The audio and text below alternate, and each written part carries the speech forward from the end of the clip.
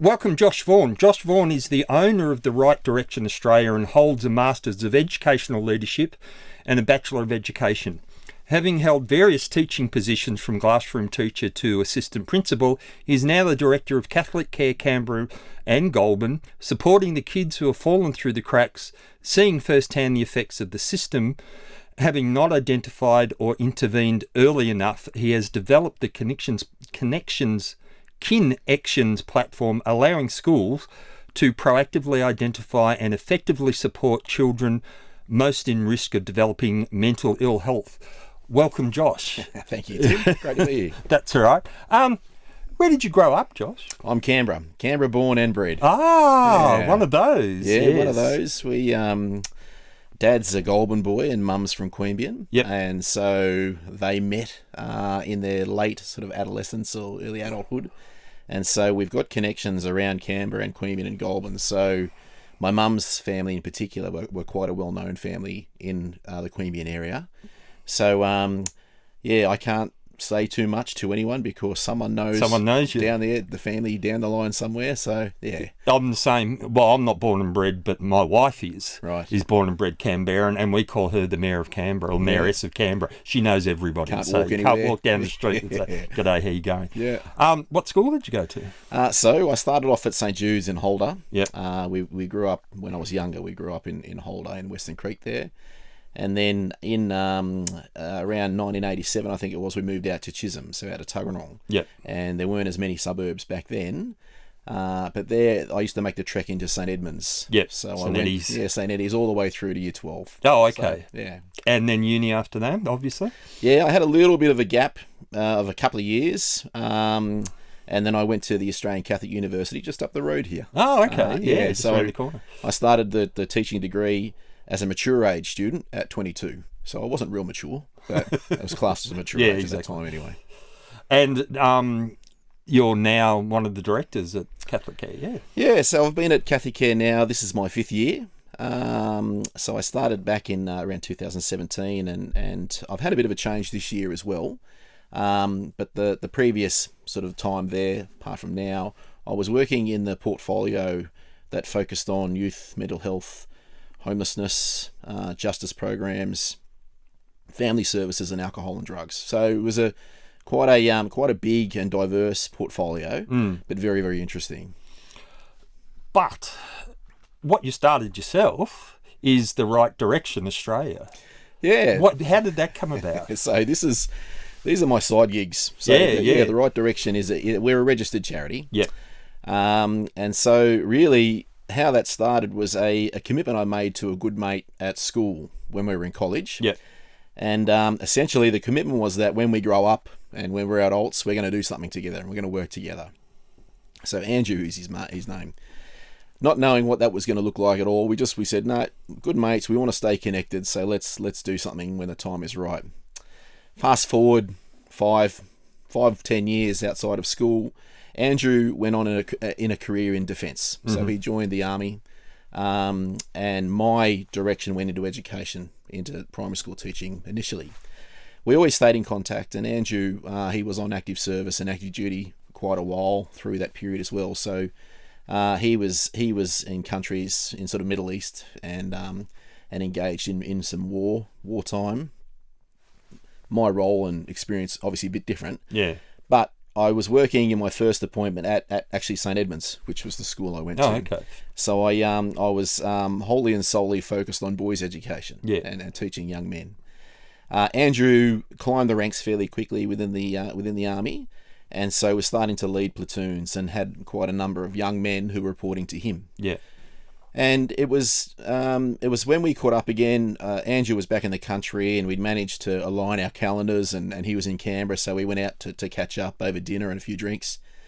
And the conversation led us down the path, really, of our experience of working, me with young boys. So at that time I was in primary school, so from about 10, 11 years of age up to 18. And again, Andrew working with young adults. And what really stood out to both of us was the impacts of young men and risk-taking behaviours. And when you start drawing around a little bit deeper on their behaviours towards themselves and their friends, And a bit of a decline we could see in the general respect for themselves and for women, and even people in more senior positions to them.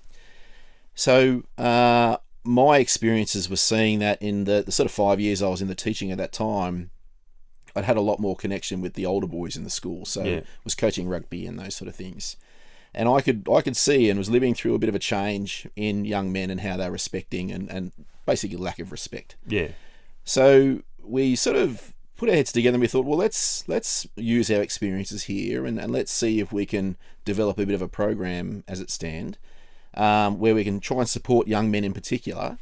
And we decided to focus on young guys who were engaged in sort of risky behaviours and had a bit of a checkered past. Yeah. So we designed at that stage our first program, and it was around personal development and social skills. And we approached Bimbiri here in Canberra, and we offered to run a bit of a pilot course with them for free, where we just we introduced ourselves and our backgrounds and our experiences and things. And we just wanted access to a young cohort of participants, just to try and, through storytelling and sharing experiences. And Andrew, as you can imagine, had some pretty cool stories to tell. Mine were a bit more sort of vanilla, but important nonetheless. So we ran the pilot course, and it had 5 sort of key focuses at that time, all centering around respect for yourself, the poor decisions at that time, they don't define you, moving into body language and how you present yourself to future employers and even to girlfriends, parents and those sort of things as well. So we ran the initial course, and this was back in about 2016, and it was really, really well received. And so we received some really good feedback from the participants, and I think we only had initially about 10 or 11. But these were some pretty hardcore young men who had obviously had sort of criminality in their lives. But the feedback from all of the boys and the young men was really positive, and even the guards that would participate with us and the senior sort of management that would come down to watch them participate too, they were really impressed. And so that sort of filled our bucket to say, well, this has got some wings now. So we were able to access a little bit of funding because we wanted to provide these courses free of charge. So we were able to access a bit of community-based funding. And then we ran the program again through Bimbiri. And we did a little bit of work out at Galilee School on Canberra Pool Road down there. Similar but different cohort, but this set up for the students who didn't really fit the mainstream sort of educational settings. Fast forward a few years, and Andrew, because of work commitments and family, he's had to sort of step back a little bit from the charity. But I've kept on going and remain sort of the CEO and driving force now. But we've taken it on a little bit of a different direction, where now our flagship program is called Mengineering. So Mengineering it's a really simple concept, and it's really just focusing on providing opportunities and setting up opportunities for dads to spend more time focused on their sons and their daughters. We focus on the father and son relationship, but by no means, do we discourage girls from participating, even mums. And how Mengineering looks is that we will reach out to schools or community-based groups and hobby groups. We will coordinate an event together, and that's the simple part. One of our most recent examples was connecting with the Canberra Model Aircraft Club. Oh, okay. Out on the Mengineering Highway there. So we actually are able to promote what they do. Link it back to what the benefits would be of a father participating in that with their son. And so, using the planes as the example, what was really nice to experience there was there were already some existing father and son sort of groups that had this as a bit of a passion and a hobby. And it even ranged into, I think one of the dads there was he was an elderly man. He was about 70 or early 70s, and his son was mid 50s.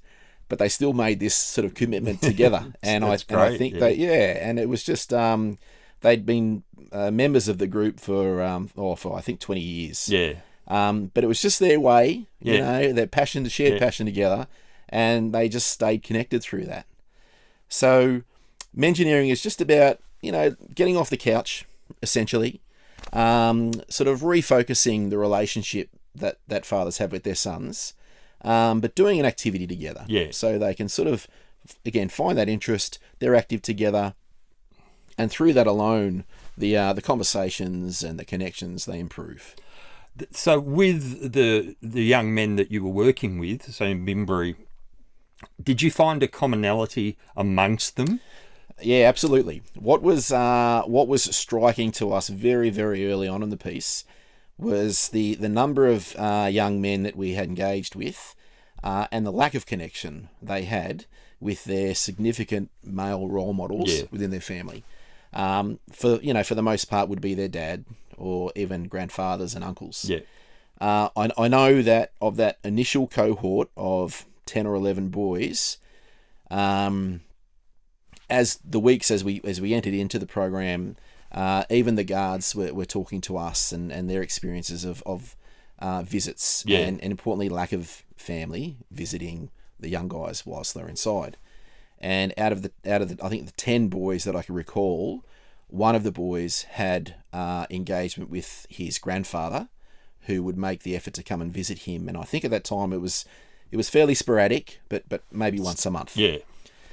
Whereas the rest of the guys had no contact with their fathers or other male, who you would consider to be significant male role models within their immediate families. And as I carry that sort of knowledge and experience into the work that I'm doing with CatholicCare for the last few years too, there's an absolute correlation between having that, particularly for boys in this instance, but the importance of having that really positive and consistent male role model and person. It's really important, isn't it? Because they're still kids growing up. Yeah. And they need to know the things that are acceptable and are not acceptable, and someone has to tell them, because they're not going to just learn it by themselves. No. And it's that, and like you say, it's that relationship between, especially if they're growing up to be a man, that relationship that they have with a male role model goes, oh, okay, this is how I talk to my mother, this is how I talk to another female. But if there's no guidance in that, there's no book. No, that's for sure. Basically they'll just hang out with their mates and go and just like you said, go a bit off the rails on that. And criminality is that other thing, is like you said, that risk-taking side, which is really exciting when you're young. But there's got to be someone to say no. And by saying no and putting boundaries around the expectations, that's how you show love, and that's how you demonstrate your care towards young people. So it's not only the telling, but it's also the showing and the role modelling. So the focus for us, particularly the Mengineering program, and again, I don't like to work too hard, Tim. That's the secret of all this. We try and keep it as simple as possible. And Mengineering is built on the simple premise of just creating those opportunities just to spend time with each other. You don't want to overcomplicate it, because then people will go, no, too hard. Too hard. That's right. Too hard. Well, too hard for you and too hard for them. It won't get done then. So that's right. Your own family? Yeah, so I've got my own family, and obviously my own experiences sort of feed into my decision and my focus on this particular area. So I have 2 older sons. From I'm one of the lucky guys who's got 2 ex-wives, Tim, which I'll just sort of put out there very early. But my 2 older boys that I had with my first wife, Lewis is turned 18, he turns 19 this year, and Charlie is 16. Now, unfortunately, I don't have the relationship with those boys that I would have hoped and dreamed for. And it's sort of centered around, obviously, the relationship between their mum and I. Leading up to the separation and sort of post-separation, our relationship was very difficult. And unfortunately, the boys being very loyal, staying with mum, and then mum was able to influence their decisions enormously. So where I had legal sort of paperwork in place to have access and some shared access with the boys, unfortunately, she wasn't supportive of that at all, and really hindered the opportunities where the boys would come and stay with me. And the last time that I actually had them staying with me was back in 2012. So, and actually April 2012. So we're at the 10-year mark now, where I haven't had the boys stay with me or spend a night with me. So I've missed that, and it's been incredibly difficult, and really emotional. Where I know I've got my two boys who are now young men, and they're growing into fine young men, as I know.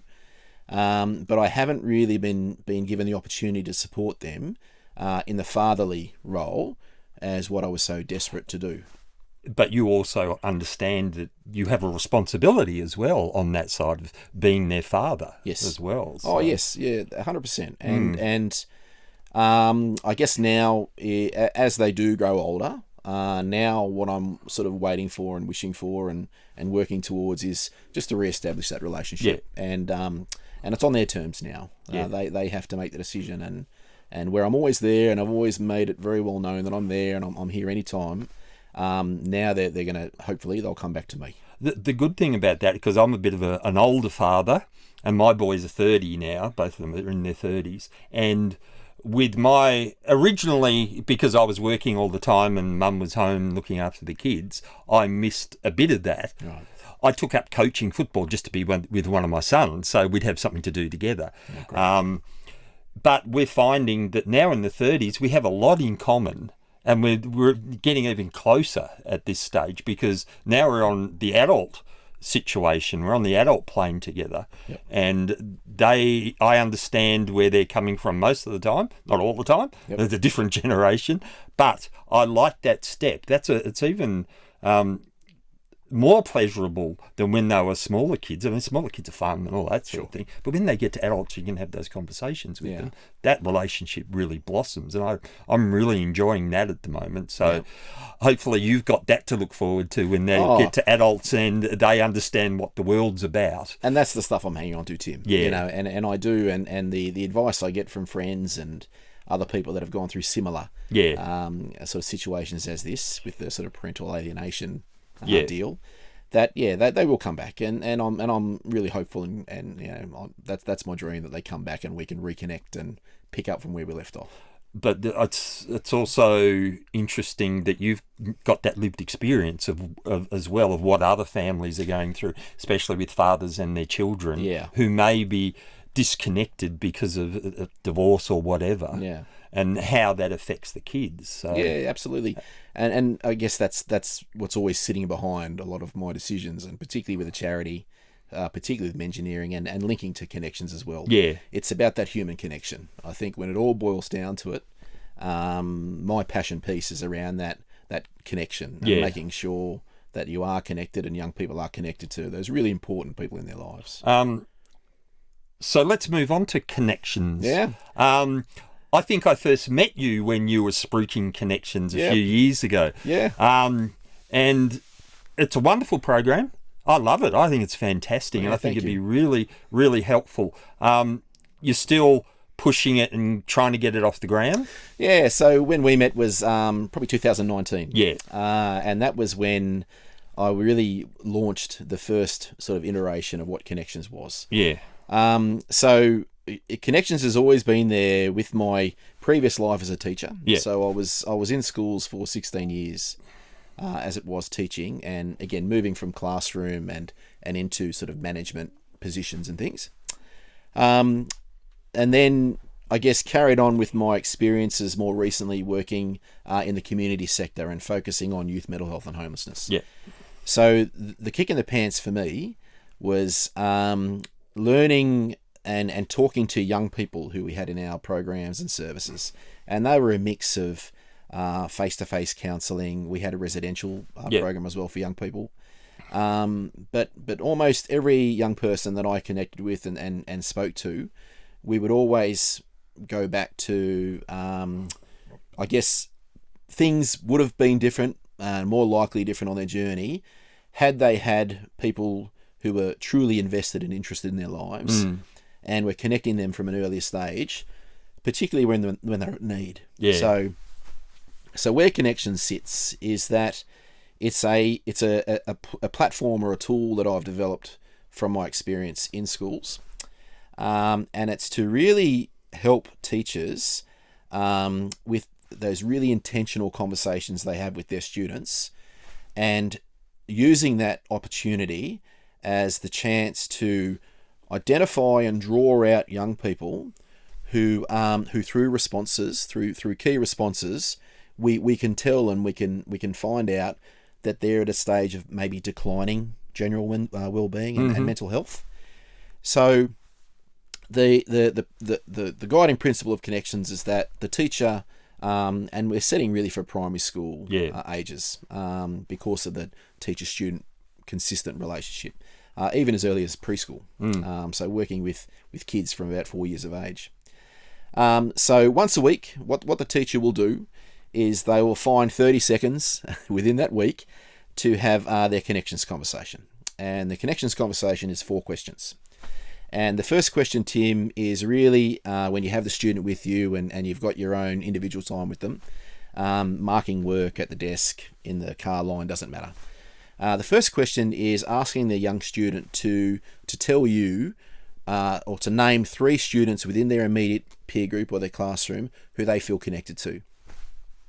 So the teacher will ask, if it's Tim, they say, Tim, can you tell me who are 3 kids in the class that you really would like to sit next to next week? Or tell me 3 kids that you'd like to do a project with next week. Or just very simply, who are 3 of your great friends in the class at this time? So Tim's response would be, A, B, and C. And we capture this on a smart device or a phone through app. So the app is loaded with the class list. So the teacher taps on the 3 names. The second question, a really, really important question as far as general well-being, is around their positive future focus.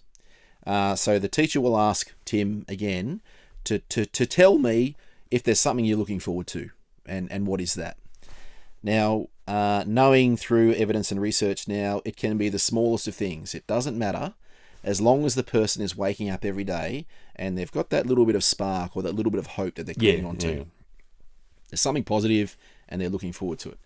So so the teacher would ask that, is there anything you're looking forward to at the moment? Or tell me something. And then the response is simply that they will go into detail. I've got netball or soccer on Saturday, love my sport, I've got a birthday party coming up, or I'm going to the movies. Again, it doesn't matter, but as long as they can tell you that, yes, they have got a positive future focus, or if they can't actually articulate or communicate to you that they have, then they don't have a positive future focus at that time. Yeah. So the simple response of capturing that is simple. Yes, they do, or no, they don't.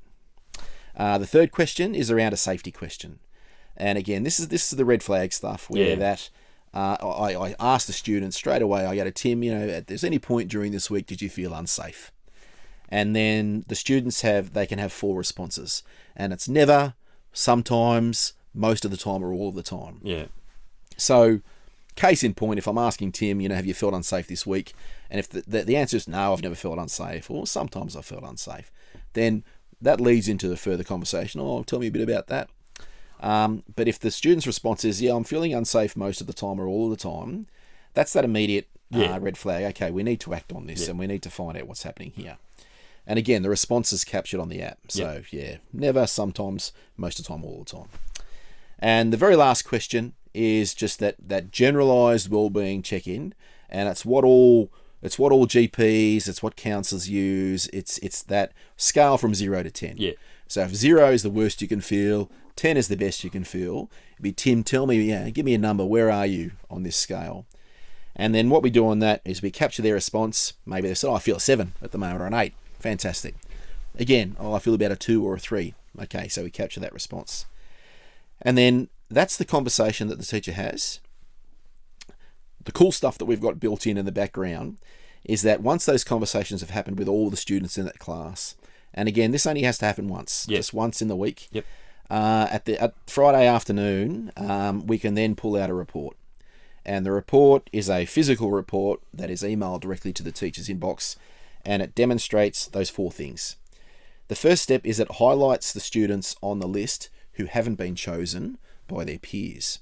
So what that actually does is that pulls the students out from under the radar. And these are the students who are potentially disconnected, and potentially they feel a bit isolated because they're not being identified by the others in the class as a close friend. So there's a list of 2, 3, 4 students, whatever it could be. Yeah. The teacher sees that list and they may know straight away, I know, teacher or student 1, they may not have close contacts in this classroom, but I see them on the playground and I know they've got a really hardcore group of friends. They're connected, they're fine. Yeah. But why this one is important for us, this is where the teacher will see a name on that report that goes, oh, I didn't know about that. Okay, so I'm going to keep a little bit of a closer eye on Tim. Yeah. Tim's appeared on this list. It's going to keep a bit of a closer eye on Tim. And then the third other parts to the report, it just lists the students who have told you no. Yep. They don't have a positive future focus at the moment. It'll list the students who have told you they're feeling unsafe. And then it also tracks the general well-being. So if they've given a 7 the week before and they've given an 8 this week, fantastic. Little concern there. But if there's a significant change, and probably a significant change where there's been a drop in what they've come back to you with, that's the red flag again, that there's been a bit of a change in this student's life or experience that maybe I just need to keep a bit of a close eye on. Yeah. So that's the report that happens that week. The following week, we have the baseline, and then we start tracking. Yeah. So as early as week 2 and then week 3, we can then support teachers to identify the kids who, at the earliest stage, we can capture where they are. We can see very, very clearly through their responses if there's a bit of a decline. And the decline would then be associated with a bit of a drop in general well-being, which then, as we know, can manifest into poor mental health. Yep. So before young kids start experiencing living through a bit of anxiety, growing anxiety, potentially growing in depressive state, moving to behaviour change, to school refusal, all these things that really impact a young person significantly, we want to get in before that. Yeah, that early intervention. Yeah, earliest intervention as we can possibly get in front of. So we've got a couple of schools who have signed up now with us, and I think one of the really exciting examples for us is that there's one school that now, because they have this Kinnections platform in place, it's only a smaller school, but it's I think it's a 2-stream school, which means they have the 2 classes in each of the age groups, K through to Year 6. Because there is now a whole school focus on student wellbeing, and they're able to track this weekly, which is the unique thing about Kinnections, is that every Wednesday when they have their staff meetings in the afternoon, they've now got a standing agenda item for 10 minutes, which is the Kinnections time. And that's where the principal and the head of the pastoral care in this school leads the conversation, which says, we now have these students who are appearing on our dashboard, who we can see are the students that we're just keeping a closer eye on, so that if you're on yard duty or recess duty, then you know that Josh over here is on our Kinnections list. We're just keeping a bit of a closer eye to see how his interactions are going, but we know that he's potentially in a declining state. So we need to wrap and support these kids around. So it opens it up. It opens it up the responsibility for the whole school that they can actually track, monitor, and support. Well, it's really important to be able to track, because you can't do anything if you don't know about it. Yeah, that's right. That's exactly. So is there also a report of the overall student wellbeing that you can get from that to see how the school's going overall? Yeah, absolutely. So we really have 2 platforms that we set up for each school. One platform is for the classroom teacher. Yeah. So if Tim, if you're the classroom teacher, then on your platform, which you access, on your laptop or your phone, that gives you an overview and a dashboard of your class only. So you can track the class averages for those 4 key areas. Yep. But then you actually draw down on the individual, and you see their individual path of where they're going. The other platform is set up for who would be the school administrator. So normally it would point to like an assistant principal or a head of student welfare, pastoral care. Yeah. And what they do on their platform is they have the lens across the whole school. Yeah. So they can access all the classes, they can access all of the students. They bring together a generalised whole school averaged out report on what's happening. But again, we're building other reports, and there's other filters we can put on the reports where they can draw down on individual. They can draw down on genders. They can draw down on an individual age or a stage.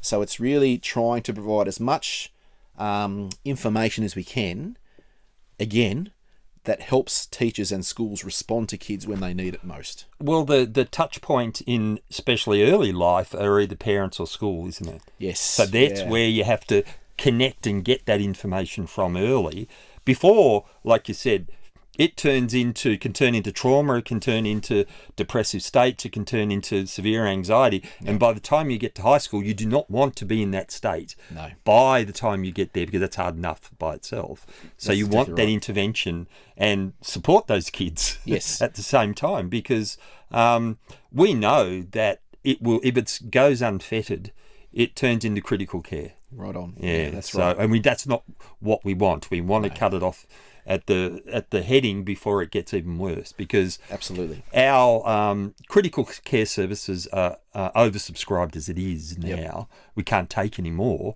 so we need to do that work like you're doing much earlier on. That's right. Earlier on, so. And as you mentioned, I mean, schools are some of the safest institutions for most kids. Yeah. They know the school, they've got a connection with their teachers, and they know the other kids in the classrooms. And some of the earliest supports that we can provide for a young person who's demonstrating through their responses through these questions that there is potentially a bit of a decline in their well-being, then really the first call to action is a bit of a deeper conversation with the young person, but you bring the parents in. Yeah. And you ask the parents, we've noticed a bit of a change in your child's presentations. What's happening at home? Mm. And then that just opens up the dialogue, and it's a supportive space. Yeah. And as you say, Tim, through the work that I'm doing now and within the community sector, we receive referrals for 6, 7, 8-year-olds who are now coming to us in the therapeutic sense, who are demonstrating depression. Mm. You know, a 7-year-old kid who is depressed. Yeah. And they're refusing to go to school. And that breaks my heart. You don't want kids at that age to be having those feelings, because they're very intense and confusing for them. They don't know what's going on. No, that's and it throws their stability in the world straight off. They don't know. And they'd be answering that question, do you feel safe? They go, no I don't. Not in any way, shape or form do I feel safe at the moment. So, yeah. And you're right. And an 8-year-old shouldn't be feeling unsafe. Oh, again, and it's happening far too regularly now. Yeah. With the ages of our referrals, we know they're getting younger and younger, and they're also presenting with more severe symptomatic sort of traits of anxiety and depression. I was reading something the other day, and this was very particular to the generations now, is that the fight against climate change has all the pointers to depression. It's that fatalistic view of the world. Yeah, right. Nothing's going to change. Yep. I can't do anything about it. That we're all going to die. Yep. And that's depression. But unfortunately, the way they're fighting climate change is through that expression, rather than saying, no, here's all these positive things that we are doing, because there are. If you actually look into it, things are changing on the climate side of things, of where we're reforesting and all these wonderful things, but you never hear it. And so kids are sitting there going, what sort of world am I growing up into? Yeah. And all you're telling me is all the bad things. So that's another bit of pressure that's on those kids. Oh, and pressure on parents too. Yeah. As a parent, you know, my wife and I, we look at what's being displayed through social media and the news and things, and it's really scary. Yeah. And you know, a whole nother conversation is about the layers of pressures that are on kids now. I mean, just the 2 years that we've just gone through. Yes. Unbelievable. Yeah. So that's why, particularly now, and particularly with the effects of the pandemic and you know, working from home, families and kids are disconnected from their peers. You know, they've had extended periods of time where they're out of a safe environment of the classroom. Yeah. They're working from home and doing school from home, which in essence it's not an unsafe space, but they've just lost this connection. Yeah. And they don't have someone. Hopefully parents are asking these kind of questions. But whereas if we can position this in the schools and we can support the teachers and we don't overload the teachers with more admin, that's the first big comeback where I was like, oh God, I've got to do something else now. No, this is why a lot of thought and effort's gone into creating this, where that it literally is 30 seconds. They pull out their phone and they can document and capture those responses as quickly as they can. So I know teachers are overloaded, and I know there's an overloaded curriculum and expectation on them, but there is a change, and we're moving towards it, and it's wonderful that we really are now taking a bit more focus on general well-being, the impacts that has on youth mental health and how that impacts their schooling experience as well. Yeah, it's interesting, isn't it? Because we all know our mental health services are not the best place to be when you've got a mental health issue. No. Unfortunately, you don't want to force someone into that system. So we can do as much work earlier on to keep them out of that system and not overload it, the better it is for all of us. So, but unfortunately, we're in the middle of that at the moment, and we haven't started that intervention early enough. Thank God it's happening now, and there's people like yourself who are doing great work in that space, which is fantastic. Oh, thanks. But, we need more of it, and we need more people like you, basically. We're so blessed that the people we talk to in these interviews are those people who go, I see an issue, I need to do something about it, so I'll get up and do something about it. So it's wonderful that you're doing that sort of work, and especially for the youth, because otherwise they're going to flounder. And it is up to us. We're the responsible adults in their life. Yes, if we see issues with them, it's up to us to do something about it. So that's right. Thank you so much for putting your hand up for doing those things. And thank you so much for coming and talking to us about Kinnections and Mengineering, which are fantastic. I see how the connection between a father and a son can be easily lost. That's the problem, and if we lose it, then it takes a lot to get it back again, and to keep that poor kid on the straight and narrow, which is hard enough as it is. That's right. Without having that connection. So thank you so much for the work you're doing in that Tim. space. Thanks for coming in, Josh. Great to speak to you as always. Yeah, you too. Thanks, mate. Okay.